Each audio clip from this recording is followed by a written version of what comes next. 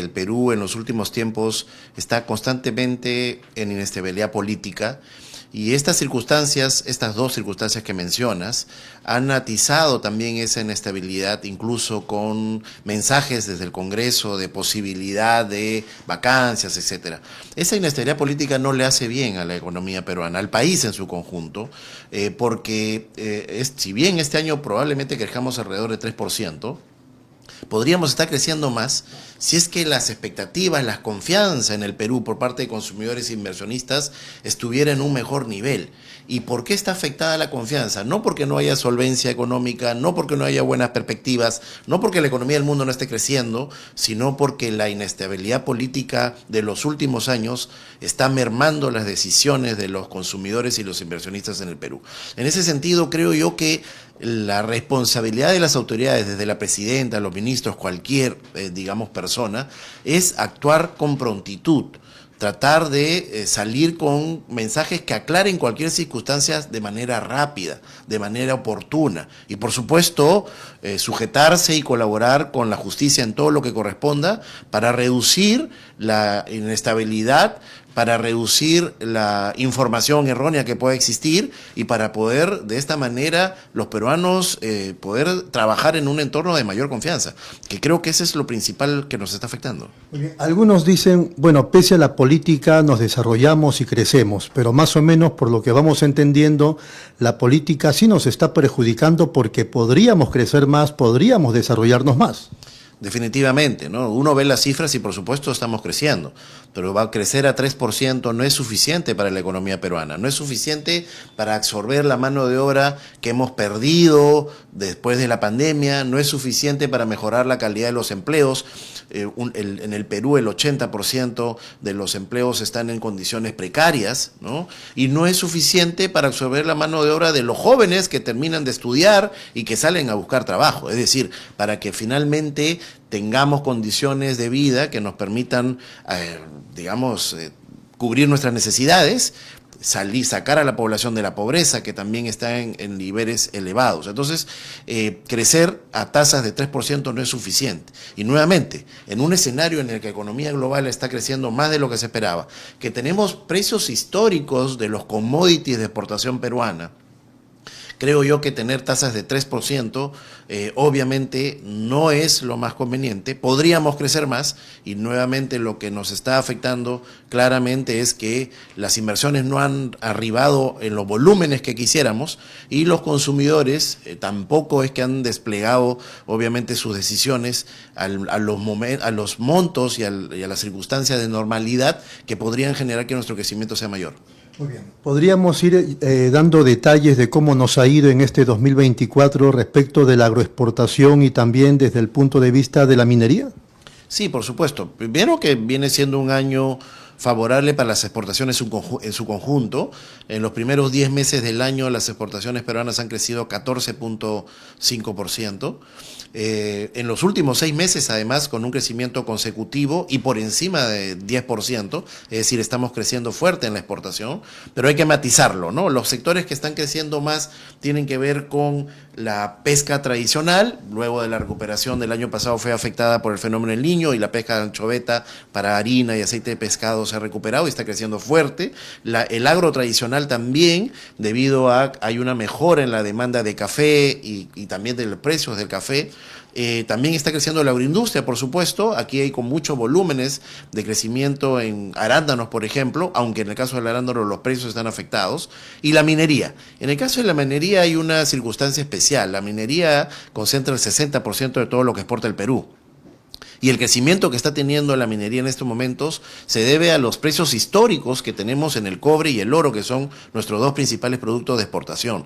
Sin embargo, los volúmenes de exportación en los primeros 10 meses de este año, tanto de cobre como de oro, están cayendo. Recuerda que el valor es precio por cantidad. Los precios están en niveles históricos, pero la cantidad está cayendo. Y eso se debe precisamente a esta inestabilidad que hemos tenido en los últimos años, que no ha permitido que las condiciones sociales, inestabilidad política y social, porque recuerda que en las principales zonas mineras hay un rechazo al desarrollo de nuevos proyectos, es decir, la política, la inestabilidad política no nos ha permitido digamos, realizar las acciones que permitan tranquilidad social, que expliquen bien los proyectos y que viabilicen que los mismos se desarrollen. Usted ha sido parte de un gobierno. ¿Cuál es el problema? Porque eso viene de atrás. Las comunidades que se oponen a la explotación minera, etcétera, etcétera, aparentemente por sectores de izquierda, algunos dicen que les lavan el cerebro, pero ¿cuál es el asunto, el meollo del problema y que no superamos? Por ejemplo, en otras partes del mundo, para mencionar un país, Canadá, la cosa marcha bien. ¿Por qué no somos así en el Perú? Las circunstancias son varias, ¿no? No es una única razón. Hay una cuestión histórica. En el pasado han habido operaciones mineras que claramente han contaminado y hay un temor real de la población. Ahora la minería tiene condiciones de sostenibilidad de alto nivel, es decir, la evolución de la tecnología es tal que ahora permite una convivencia en el mundo moderno de minería con otras actividades económicas como la agricultura y etcétera. Y gran parte de las empresas importantes a nivel global que están también presentes en el Perú tienen esos estándares. Sin embargo, claro, hemos tenido un pasado que es evidente en varias zonas del Perú y que ha afectado, y hay un temor en la población. De ese temor, muchas veces, algunas personas y políticos se valen para poder azuzar y obviamente luego tener réditos políticos sobre ello. Esto también es real, no podemos negarlo. Esta circunstancia también es real. Sin embargo, ha habido debilidad por el lado del Estado y hay que empezar desde los municipios, que son los más cercanos a estas poblaciones, los gobiernos regionales, que muchas veces en vez de ser un actor de estabilización, son actores de inestabilidad, y por supuesto el gobierno nacional, que no ha sabido desplegar sus recursos para poder explicar, difundir, tranquilizar, dar las medidas paliativas también a circunstancias del pasado, garantías de que las circunstancias no van a repetirse. Es decir, hay una serie de factores que no han permitido que estos proyectos se desarrollen. Y si a eso le sumamos toda la inestabilidad social. No, pero agréguele la minería ilegal y la minería informal, las dragas que proliferan. Ahora, paradójicamente esa minería sigue desarrollándose, siguen ampliándose las zonas en donde la minería ilegal está afectando en los ecosistemas, mientras que la minería formal tiene condiciones muy complejas para poder desarrollarse. Es decir, es una paradoja, ¿no? Y nuevamente, si retornamos al meollo del asunto, con los precios históricos que tenemos el día de hoy en cobre y oro, si tuviéramos las condiciones que hubieran permitido el desarrollo de estos proyectos, hoy no estaríamos hablando probablemente de un crecimiento de 14% en las exportaciones, sino un crecimiento aún mayor, acompañado por mayores volúmenes. Entonces, el aprendizaje que hay que tener es que el Perú no puede desaprovechar estas coyunturas tan importantes en la que el mundo está demandando estos productos, los precios están en niveles históricos y deberían ser acompañados con proyectos de inversión que aprovechen nuestros recursos de manera sostenible y que además también aprovechemos para, alrededor de la minería, desarrollar clústeres de servicios en donde el Perú tiene un gran potencial para generar valor agregado y también ser exportadores de servicios a la minería, como lo son países como Australia, Canadá, que has mencionado. No solamente son importantes productores de minerales, sino de servicios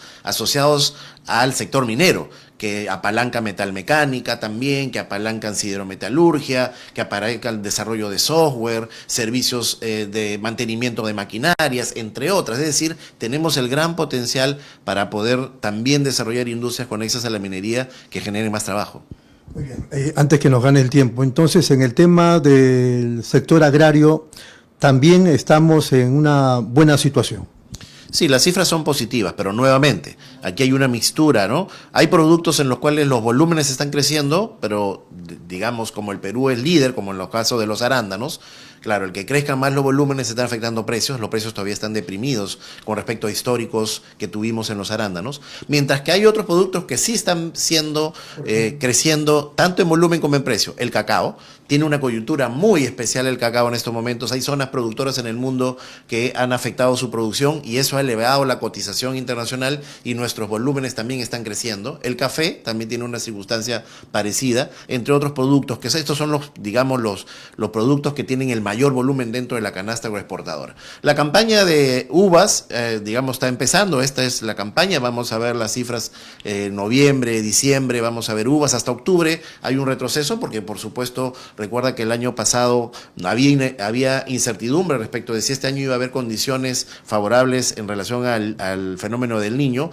y las cosechas de uvas se adelantaron. Entonces vamos a ver cómo se desenvuelve la campaña actualmente y bueno, con esto también hay que monitorear el tema de las paltas, que es un producto importante también, en donde los precios habían estado deprimidos, ha habido una pequeña recuperación de los precios, los volúmenes siguen creciendo por el lado de Perú. Entonces, yo creo que el Perú todavía tiene unas perspectivas muy favorables de crecimiento de su agroindustria, si es que hacemos las cosas correctamente. Tiene que ver con las tierras, los proyectos de irrigación, tiene que ver con las condiciones que se han perdido de atractivo en el sector con las modificaciones de leyes que han habido en los últimos años, y tiene que ver también con la estabilidad, porque son zonas productoras las que siempre se levantan, ¿no?